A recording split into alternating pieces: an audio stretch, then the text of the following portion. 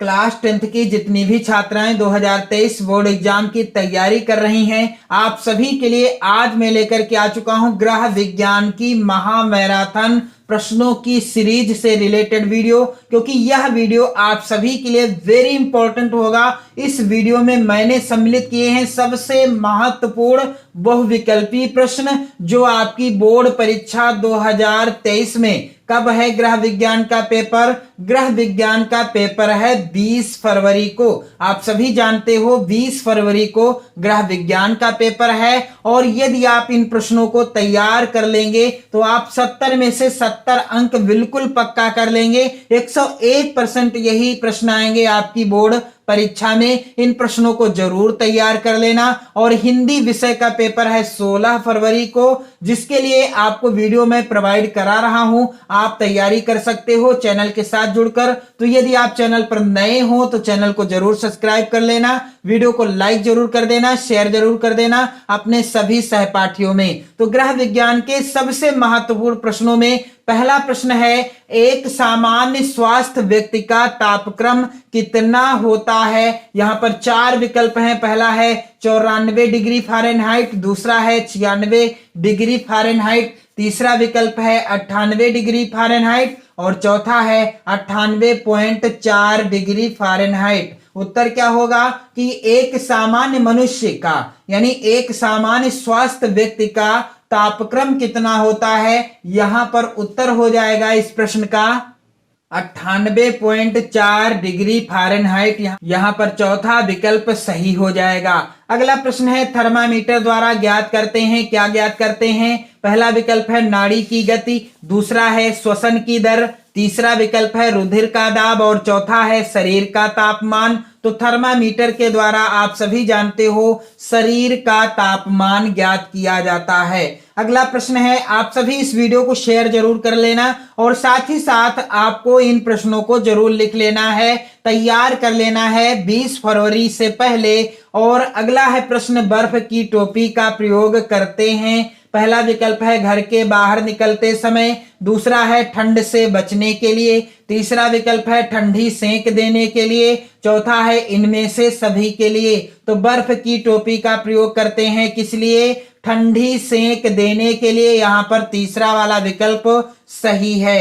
अगला प्रश्न है, बर्फ की टोपी का प्रयोग कब किया जाता है। सभी महत्वपूर्ण प्रश्न हैं और सभी प्रश्नों को आपको तैयार कर लेना है। पहला विकल्प है फोड़े पर, दूसरा है तेज ज्वर में, तीसरा है तीव्र दर्द में और चौथा है अधिक रक्तदाब में। तो बर्फ की टोपी का प्रयोग कब किया जाता है? जब हमें तेज ज्वर आ जाता है तब बर्फ की टोपी का प्रयोग कर सकते हैं, या किसी व्यक्ति के तेज ज्वर अर्थात बुखार आ जाए तब बर्फ की टोपी का प्रयोग किया जाता है। और ये सभी प्रश्न लगातार बोर्ड परीक्षाओं में पूछे जाते रहे हैं, इसलिए वेरी इंपॉर्टेंट हैं। अगला प्रश्न है, मोच का लक्षण है। मोच का लक्षण क्या है? पहला विकल्प है पीड़ा होना, दूसरा है सूजन होना, तीसरा है मांसपेशियों में खिंचाव और चौथा है इनमें से सभी। तो मोच का लक्षण क्या है? पीड़ा भी होगी, सूजन भी होगा और साथ ही साथ जहां पर मोच लगी होगी जिस स्थान पर वहां मांसपेशियों में भी खिंचाव होगा, यानी इनमें से सभी यहां पर राइट आंसर है। अगला प्रश्न है, अस्थिभंग के लक्षण हैं। तो अस्थिभंग के लक्षण क्या हैं? पहला विकल्प है सूजन आ जाती है, दूसरा है दर्द होता है, तीसरा है अंग निष्क्रिय हो जाता है, चौथा है उपर्युक्त सभी। तो जब अस्थिभंग अर्थात हड्डी टूट जाती है तो क्या होता है? जहां पर हड्डी टूटेगी जिस स्थान की, हाथ की या पैर की, तो वहां क्या होगा? सूजन भी आ जाएगी, दर्द भी होगा और वह अंग निष्क्रिय भी हो जाएगा। तो यहां पर राइट आंसर क्या है? उपरोक्त सभी। अगला है यहां पर रोगी का भोजन होना चाहिए। पहला विकल्प है गरिष्ठ, दूसरा है चटपटा, तीसरा है सुपाच्य और चौथा है बिना पका। तो रोगी का भोजन कैसा होना चाहिए?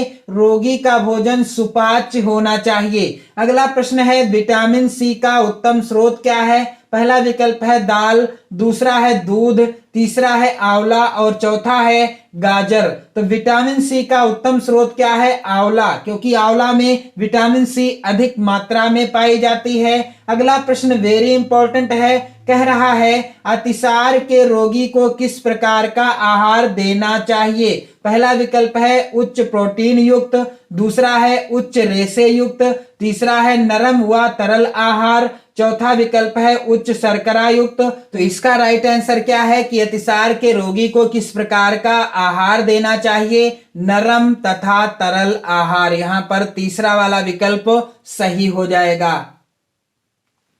अगला वेरी वेरी इंपॉर्टेंट प्रश्न है, भोजन पकाने की कौन कौन सी विधि पौष्टिक तत्वों को सुरक्षित रखती है? यहां पर पहला विकल्प है भाप द्वारा पकाना, दूसरा है उबालना, तीसरा है तलना और चौथा है भूनना। तो भोजन पकाने की कौन कौन सी विधि पौष्टिक तत्वों को सुरक्षित रखती हैं? यहाँ पर राइट आंसर हो जाएगा, यदि भोजन भाप के द्वारा पकाया जाता है तो उसके पौष्टिक तत्वों को सुरक्षित रखा जा सकता है।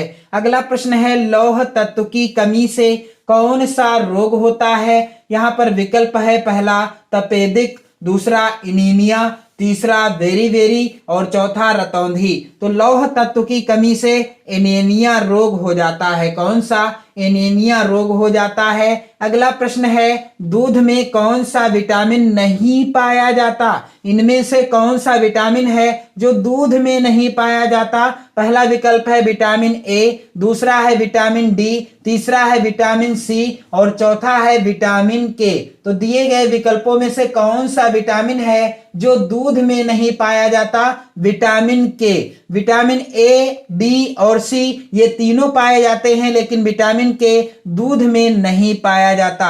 अगला प्रश्न है वेरी इंपॉर्टेंट है, आपकी बोर्ड परीक्षा 2023 के लिए मोस्ट इंपॉर्टेंट हैं ये सभी प्रश्न, आप जरूर शेयर कर देना इस वीडियो को। प्रश्न कह रहा है भोजन पकाने में किसका प्रयोग हानिकारक है? पहला विकल्प है पानी का, दूसरा है सोडा, तीसरा है चीनी और चौथा है नमक। तो भोजन पकाने में किसका प्रयोग हानिकारक होता है? सोडा का प्रयोग हानिकारक होता है। पानी, चीनी और नमक का प्रयोग हानिकारक नहीं होता है। अगला प्रश्न वेरी इंपॉर्टेंट और ये सभी प्रश्न बोर्ड परीक्षाओं में लगातार पूछे जाते रहे हैं। प्रोटीन का मुख्य काम है? पहला विकल्प है यहाँ पर शरीर की वृद्धि एवं विकास, दूसरा है यहाँ पर केवल ऊर्जा प्रदान करना, तीसरा है अस्थि निर्माण करना, चौथा है हृदय गति सामान्य रखना। तो हमारे शरीर में प्रोटीन का मुख्य काम क्या होता है? शरीर की वृद्धि एवं विकास करना। पहला विकल्प सही है। अगला प्रश्न है कौन सा पोषक पदार्थ लेने से तुरंत ऊर्जा मिलती है? यहाँ पर पहला विकल्प है आप देख पा रहे हैं विटामिन, दूसरा है ग्लूकोज, तीसरा है प्रोटीन और चौथा है खनिज लवण। तो कौन सा पोषक पदार्थ लेने से हमें तुरंत ऊर्जा प्राप्त हो जाती है? ग्लूकोज।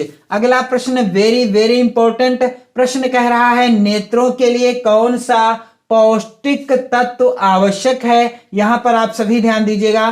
पहला विकल्प है कैल्शियम, दूसरा है विटामिन बी, तीसरा विकल्प है ग्लूकोज और चौथा है विटामिन ए। तो नेत्रों के लिए कौन सा पौष्टिक तत्व आवश्यक होता है? विटामिन ए आवश्यक होता है।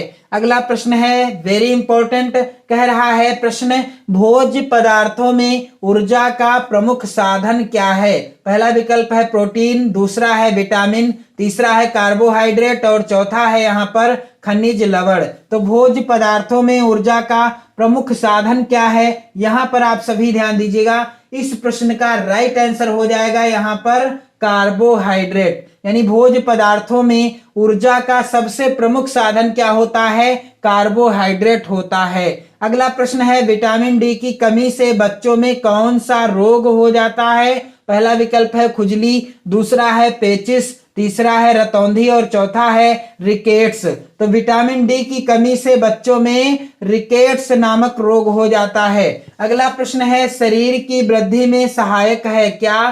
प्रोटीन, वसा, विटामिन या कार्बोहाइड्रेट। तो यहाँ पर राइट आंसर क्या होगा कि शरीर की वृद्धि में क्या सहायक होता है? शरीर की वृद्धि में प्रोटीन सहायक होता है।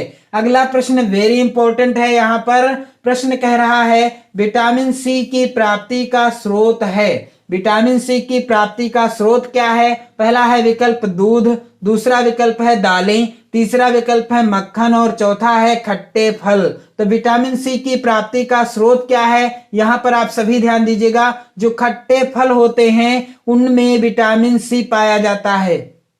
अगला प्रश्न वेरी इंपॉर्टेंट है, कह रहा है विटामिन सी की प्राप्ति का स्रोत है। यहाँ पर पहला विकल्प है दूध, दूसरा विकल्प है दालें, तीसरा विकल्प है मक्खन और चौथा विकल्प है खट्टे फल।